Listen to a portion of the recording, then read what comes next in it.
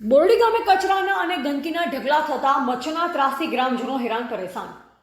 મળતી માહિતી મુજબ ભાવનગર જિલ્લાના મહુવા તાલુકાના બોરડી ગામે અનેક વિસ્તારોમાં કચરા અને ગંદકીના ઢગલા જોવા મળી રહ્યા છે.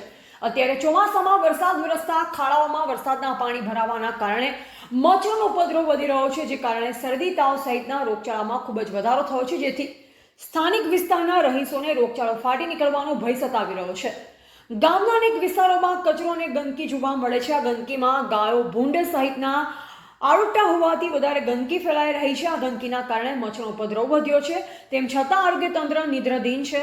તેમજ આરોગ્ય તંત્ર દ્વારા આ કચરો અને ગંદકી દૂર કરવામાં આવે અને વહેલામાં વહેલી તકે આરોગ્ય તંત્ર દ્વારા દવાનો છંટકાવ કરવામાં આવે અને મચ્છરોનો ઉપદ્રવ ઘટે. તેમજ મચ્છરોના ઉપદ્રવના કારણે થતા રોગોને અટકાવવામાં આવે તો ગામના સ્થાનિક રહીશોને રાહત મળે તેવું બોરડી ગામના ગ્રામજનો દ્વારા મીડિયા સમક્ષ જણાવ્યું છે. જો હવે આ ગંદકી દૂર કરવા બાબતે આરોગ્ય તંત્ર દ્વારા ગંભીરતાથી નોંધ લેવામાં આવે છે કે કેમ તે હવે જોવું રહ્યું. ધ ગુજરાત લાઈવ ન્યૂઝ સાથે અશ્વિન. મારું નામ જનકભાઈ, ગામ બોરડી.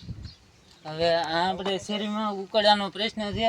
દર વખતે છોકરાને બધા માંદા પડે છે, આ મચ્છર ને એવું થાય છે. ગંદકીની ઘણી વખત રજૂઆત કરી પણ કોઈ ધ્યાન દેતું નથી. તો હવે કંઈક તંત્ર જાગે ને કંઈક સાફ સફાઈ થાય એવું કંઈક કરે તો સારું. કેમ કે બાળકો દર વખતે સ્કૂલે જતા હોય તો દર વખતે માંદા પડે ને પછી ઘેર રહે એટલે કાંઈ અભ્યાસમાં ધ્યાન દેવાતું નહીં ને કાંઈ થતું નહીં. એટલે હવે તંત્ર કંઈક ધ્યાન દે તો સારું. તો હવે કોઈ ધ્યાન નથી દેતું. અરજી કરી છે, બધાને રજૂઆત કરી છે, પણ ઉપરનો કોઈ કઈ પ્રશ્ન હલ થતો નથી. દર ચોમાસે આ રામાયણ રહી છે અમારે. હા, ગામમાં અત્યારે પાણી ભરાય છે એટલે મચ્છરનો પ્રશ્ન પણ બહુ છે. પાણી ભરાય એટલે મચ્છર આગળ છે, મોટા ઢૂંગા છે એટલે બીમારીનો પ્રશ્ન વધી જાય છે. એટલે એ કંઈક સુવિધા થાય તો સારું છે. ગામમાં અત્યારે રોગચાળાનો ફૂલ ભય છે ને મચ્છર પણ બહુ છે. તો તંત્ર હવે કંઈક ધ્યાન દે તો સારું. બોલો.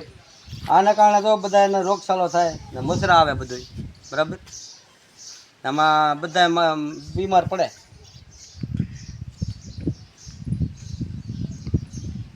ગામમાં રોગચાળો ફેલાય, બરાબર. ખાડો ગામમાં રોગચાળો બહુ છે, ખાડા ભરાય છે અને અમારે અહીંયા કંઈ હલાય એમ ન હોય. મેં આવે તારે નાખવી પડશે. મચ્છરાને કારણે રોગચાળો ઉપડી ગયો. ઝાડા ઉલટી ને કોલેરું થઈ જાય છે છોકરાઓને. એટલે અમારા કેસાને ગામમાં બોરડીમાં વધારે છે. અમારી શેરીમાં અમારી શેરી 2-3 પડે છે. તમારે પૂછો, તમે તારા 2 માણસને પૂછી લેજો. હાલો, મારું નામ દિનેશભાઈ બામણિયા છે. અમારે છેલ્લા 5 વર્ષથી આ ઉકળાનું સોલ્યુશન હજી થયું નથી. કેટલી વાર અરજી કરી છે ને ત્યારે મચ્છરને જે હાલવામાં તકલીફ પડે છે. દર ચોમાસે રામાયણ રહી છે કે હાલવામાં તકલીફ પડે છે અને રોગચાળાનો ભય વધારે છે.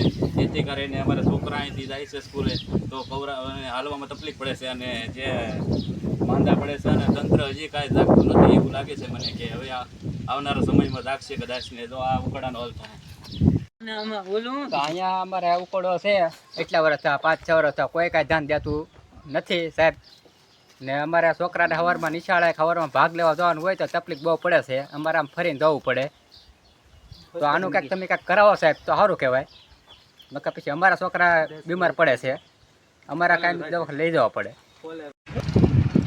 ખાડામાં પાણી ભરાય છે અને મચ્છરાનો રોગચાળો છે.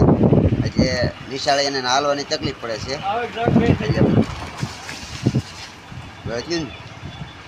મારું નામ બોલો, ગામ બોરડી. મારું નામ છે જમભાઈ. હું બોરડી જ રહું છું.